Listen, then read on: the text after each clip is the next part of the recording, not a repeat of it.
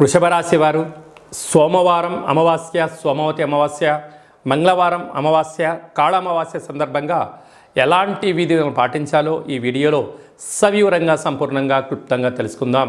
వృషభ రాశిలో ఏ ఏ నక్షత్రాలు వస్తాయిగా కృతికా నక్షత్రంలోని 2, 3, 4 పాదాలు, రోహిణీ నక్షత్రంలోని 4 పాదాలు, మృగశిర నక్షత్రంలోని 1, 2 పాదములు కలిపితే వృషభ రాశి. చాలామందికి పుట్టినటువంటి కాల సమయంలో డేటా ఆఫ్ బర్త్లో లేనటువంటి కారణం వలన పేరు యొక్క మొదటి అక్షరాన్ని అనుసరిస్తూ రాశిని తెలుసుకునే ప్రయత్నం చేద్దాం. ఈ, ఉ, ఏ, ఓ, వా, వి, ఉ, వే, ఓ అక్షరాల వారందరూ కూడా వృషభ రాశి జాతకులే.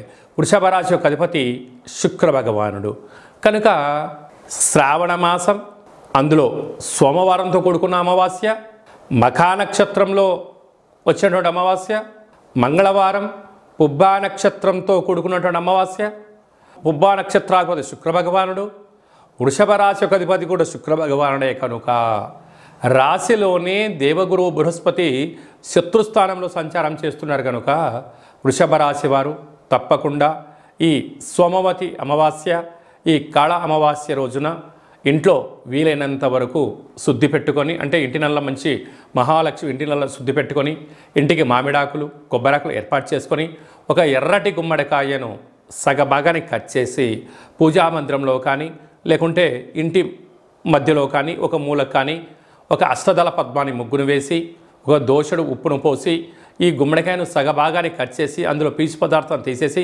పైనంతా ఆ యొక్క గుమ్మడికాయ పైన పసుపుతో కుంకుమతో అలంకారం చేసి అందులో సమృద్ధిగా నూనెను పోసి తూర్పు, ఆగ్నేయ, దక్షిణ, నైరుతి, పశ్చిమ, వాయువ్య, ఉత్తర ఈశాన్యం వైపు 8 రకాల ఒత్తులు పెట్టి దీపాన్ని వెలిగింపచేసి మీ మనసులో ఏదైతే కోరిక ఉందో కోరికను కోరుకొని ఆ దీపం కొండెక్కక ముందే ఆ యొక్క దీపానికి చక్కెర పొంగలని కానీ పెరుగన్నాన్ని కానీ నైవేద్యంగా ఏర్పాటు చేసి ఈ యొక్క దీపాన్ని ఆ పెట్టిన నైవేద్యాన్ని సాకలి వాళ్ళకు దానం చేసినట్లయితే మీ ఇంట్లో అద్భుతమైనటువంటి నరదృష్టి, శత్రు ప్రభావాలు, ఈతి భావాలు తొలగిపోతాయని చెప్పి గమనించగలగాలి.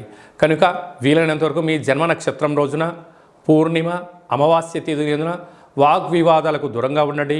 వీలైనంతలో మౌనం, ధ్యానం, ఆధ్యాత్మికత, యోగా ఆసనాలు వేయగలిగినట్లయితే ప్రశాంతత ద్వారా ఆనంద యోగం మీ సొంతమవుతుంది.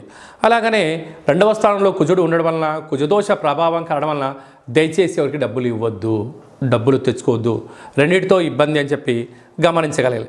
అర్ధాష్టమ రవి కనుక అనారోగ్యాలు పొంచి ఉన్నాయి, ప్రమాదాలు పొంచి ఉన్నాయి. తస్మాత్ జాగ్రత్త. లాభస్థానంలో రాహు ఉన్నాడు. కష్టపడి పనిచేయడము వృషభ రాశి వంతు. ధనాన్ని 3వ వ్యక్తులు తీసుకెళ్లడం వీరి యొక్క పరిస్థితి ఉంటుంది. కనుక సమయం, ధనం, అదృష్టం అనేది ఎప్పుడు రాదు. వచ్చినప్పుడే జాగ్రత్తగా భద్రపరుచుకోగలిగితే వృషభ రాశి వారంతా అదృష్టవంతులు ఎవరు లేరు అని చెప్పి గమనించగలగాలి. వ్యవసాయ సోదరీమణులు, గృహ భవన నిర్మాణ కార్యక్రమం చేసేవారు, సాఫ్ట్వేర్, హార్డ్వేర్ ఉద్యోగస్తులు, హోటల్ వ్యాపారస్తులు, మార్కెటింగ్ రంగము, వస్త్ర వ్యాపారాలు, అలాగనే స్వర్ణకారిత వ్యాపార కార్యక్రమాలు చేసేటువంటి వారికి ఓపిక, పట్టుదల ద్వారా నరదృష్టిని తొలగించుకోగలిగితే అదృష్టం వృషభ రాశి సొంతం అని చెప్పి గమనించాలి.